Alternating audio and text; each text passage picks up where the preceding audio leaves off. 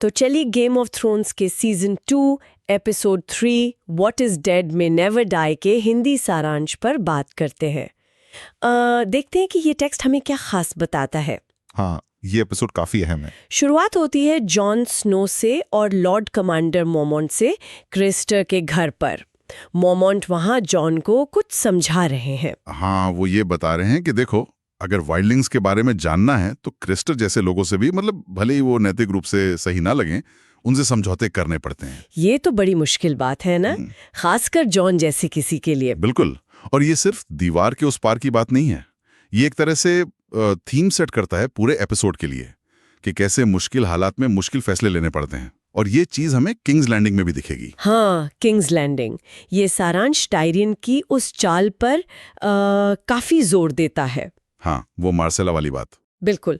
कैसे वो 3 अलग अलग लोगों को, लिटिल फिंगर, वैरिस और पाइसेल को 3 अलग अलग कहानियां सुनाता है, सिर्फ ये पता करने के लिए कि कौन बातें लीक कर रहा है रानी सर्सी तक। कमाल की चाल थी वो, जोखिम भरी लेकिन। बहुत ज्यादा। हाँ, पर किंग्स लैंडिंग में शायद यही तरीका है काम करने का।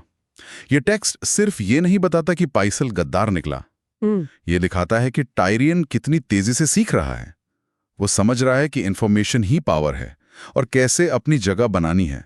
ये सिर्फ गद्दार को पकड़ना नहीं था, ये अपनी ताकत दिखाना भी था। सही कहा।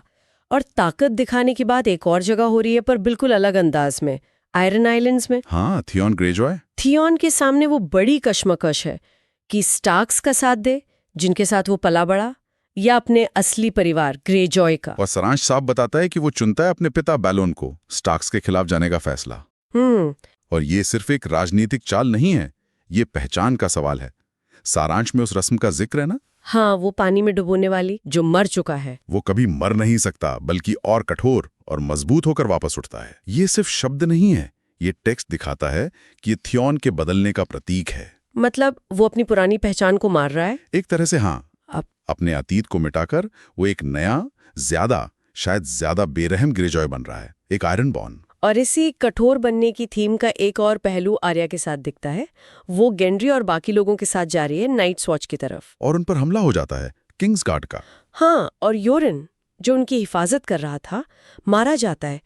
चीजें एकदम सीरियस हो जाती हैं वहां। बहुत ज्यादा। ये आर्या की कहानी में एक बड़ा मोड़ है। अब खतरा बहुत असली है, बहुत करीब। योरिन के मौत के बाद वो बिल्कुल अकेली पड़ जाती है, लेकिन वो हार नहीं मानती। सारांश बताता है कि जब उसे लगता है कि उसकी पहचान पता चल सकती है, वो फौरन ध्यान गैंड्रिन की तरफ मोड़ देती है। ये उसकी, क्या कहते हैं, सर्वाइवल इंस्टिंक्ट है। हालात के हिसाब से ढलना सीख रही है वो। तो अगर हम इन सब चीजों को जोड़कर देखें, टायरियन की राजनीति, थियॉन का वो मुश्किल फैसला, आर्या का बचना सीखना, ये एपिसोड असल में किरदारों के अंदरूनी बदलाव की कहानी कह रहा है। बिल्कुल। ये टेक्स्ट ये दिखाता है कि हर कोई एक तरह की आग से गुजर रहा है, और वो टाइटल व्हाट इज डेड में नेवर डाई, वो सिर्फ आयरन बॉन्ड का नारा नहीं रह जाता। हाँ, वो एक मेटाफर बन जाता है कि कैसे वेस्टरोस की ये दुनिया इन किरदारों के अंदर की कुछ चीजों को मार रही है। उनकी मासूमियत, पुरानी वफादारियां, शायद भोलापन भी, और उन्हें कुछ नया बना रही है। हाँ, कुछ ज्यादा सख्त, ज्यादा जटिल। हर कोई अपने तरीके से कठोर हो रहा है। ये वाकई में दिलचस्प है कि कैसे ये सारांश अलग अलग कहानियों को इस एक धागे में पिरोता है।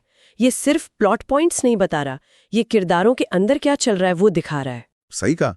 और यही बात हमें सोचने पे मजबूर करती है। अगर सब लोग इस तरह बदल रहे हैं, ज्यादा कठोर बन रहे हैं, अपनी पुरानी पहचान छोड़ रहे हैं, तो आगे क्या होगा? जब ये सब किरदार अपनी इस नई कठोरता, अपने नए इरादों के साथ जब ये आपस में टकराएंगे, तो वो टकराव कितना भयानक होगा? ये सवाल ये टेक्स्ट हमारे लिए छोड़ जाता है। दोस्तों, अगर आपको हमारी ये थ्रिल और सस्पेंस से भरी कहानी पसंद आई हो, तो अभी सब्सक्राइब करें, लाइक करना न भूलें और इस पॉडकास्ट को अपने दोस्तों और गेम्स ऑफ थ्रोन फैंस के साथ शेयर जरूर करें। आपकी हर लाइक और सब्सक्रिप्शन हमें और भी एपिक कंटेंट बनाने के लिए मोटिवेट करती है। अगले एपिसोड में मिलेंगे एक नई साजिश और धमाकेदार ट्विस्ट के साथ। तब तक के लिए धन्यवाद, खुश रहिए और याद रखिए, विंटर इज कमिंग।